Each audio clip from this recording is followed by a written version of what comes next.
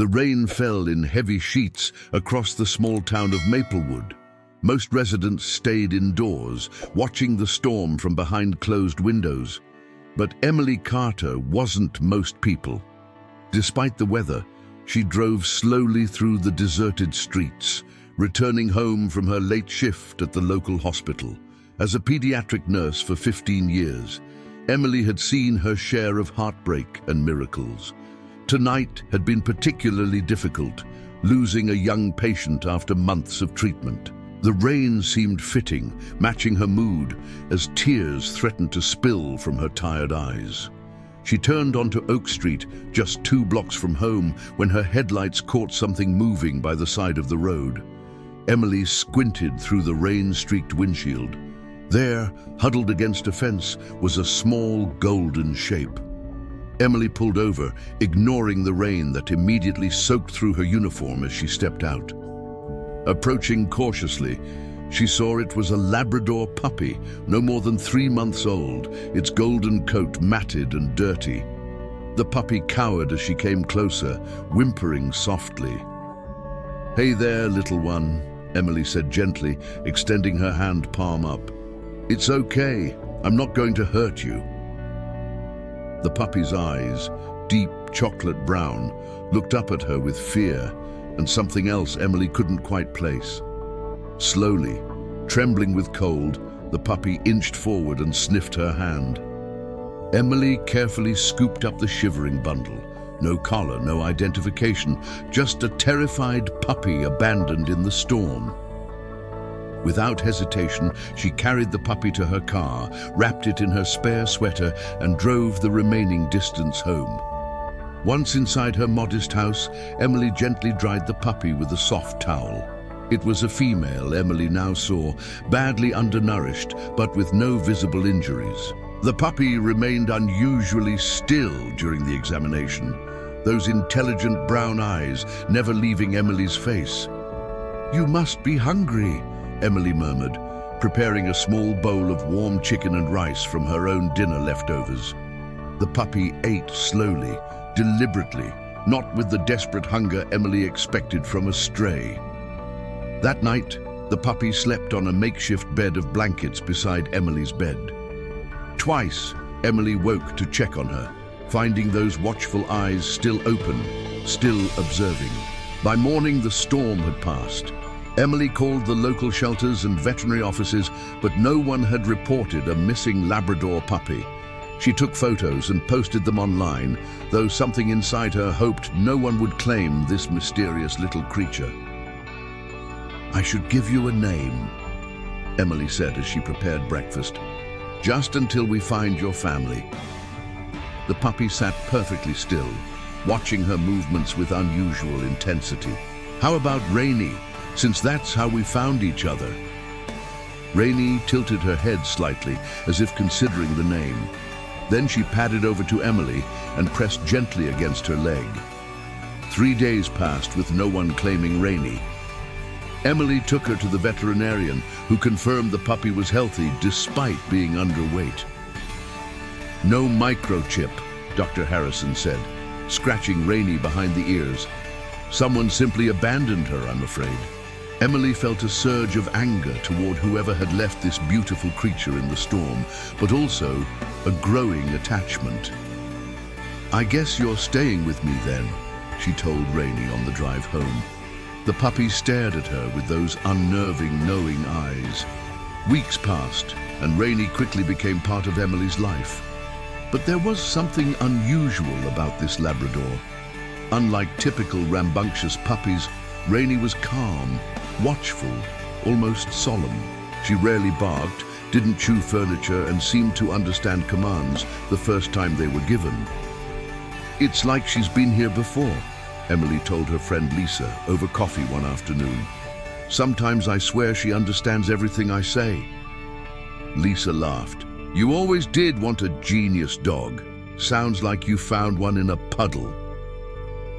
But there was something else, something Emily hadn't told anyone. Twice now, Rainy had behaved strangely before Emily received bad news. The first time, the puppy had sat by the phone for an hour before it rang with news that Emily's mother had fallen and broken her hip. The second time, Rainey had whined insistently at the front door minutes before Emily's neighbor arrived to tell her about a car accident involving a mutual friend. Could it be coincidence? Emily wasn't sure, but those intelligent eyes seemed to hold secrets. One morning, Emily was preparing for work when she noticed Rainey sitting by her medical bag, whining softly. "What is it, girl?" Emily asked, kneeling beside her. Rainey nudged the bag, then looked up at Emily with what could only be described as urgency.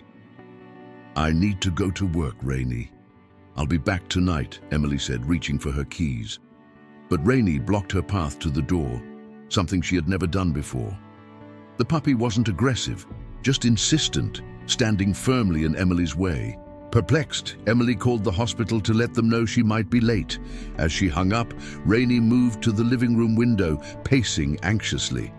Emily followed, peering outside. Nothing seemed unusual on her quiet street. Just as she was about to turn away, she noticed her elderly neighbor, Mr. Jenkins, in his garden across the street. As Emily watched, he suddenly clutched his chest, his face contorted in pain. Then he collapsed among his beloved roses. Without hesitation, Emily grabbed her medical bag, the one Rainey had been so focused on, and ran outside.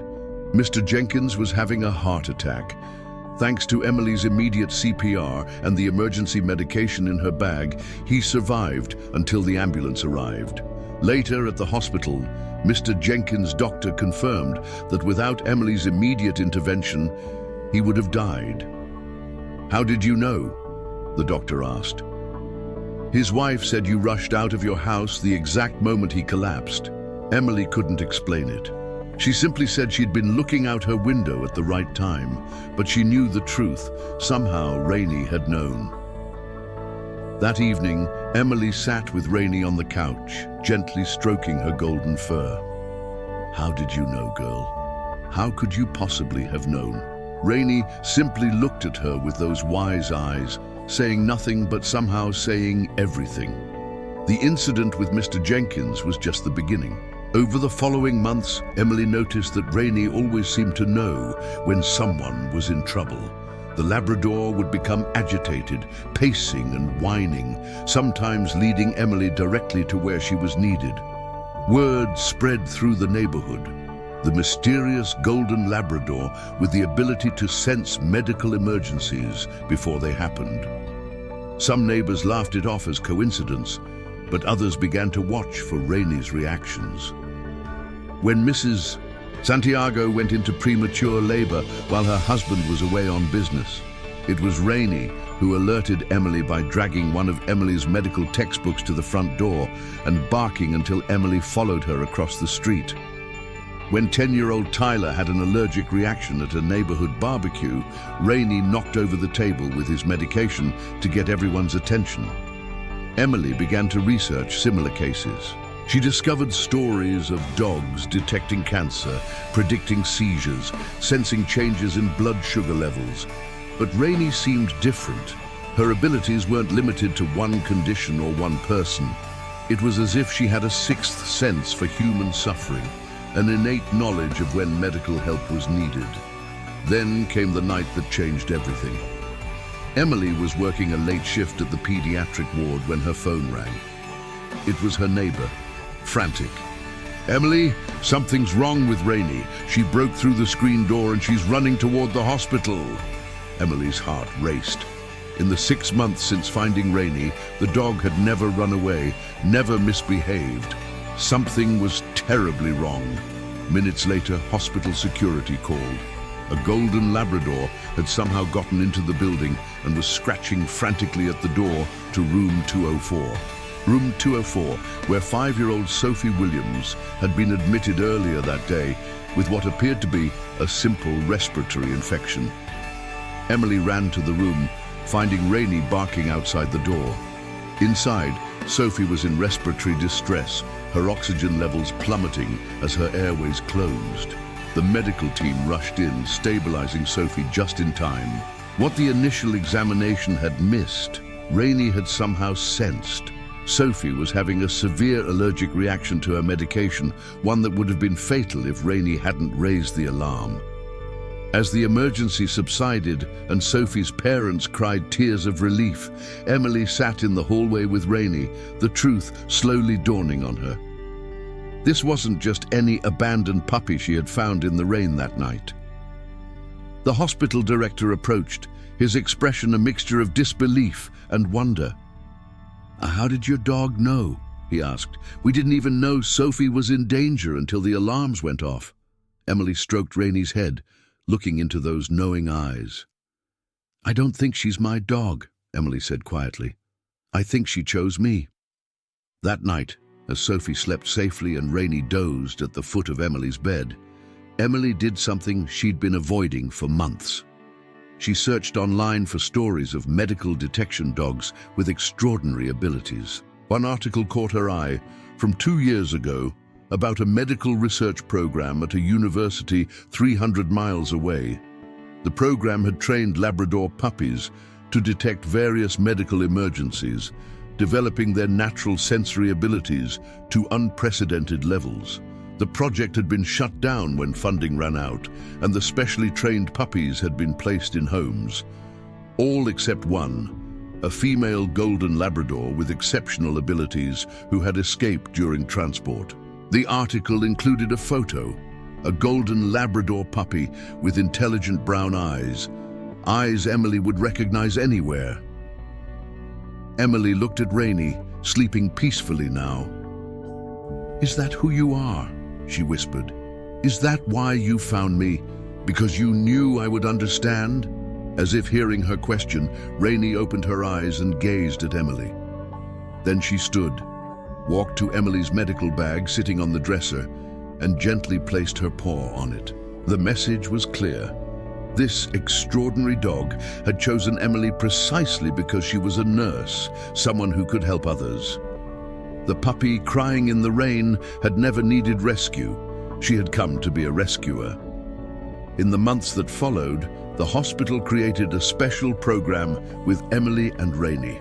The Labrador, who once had no home, now visited patients daily, sometimes simply providing comfort, other times alerting staff to medical changes before machines could detect them. Emily never contacted the research program.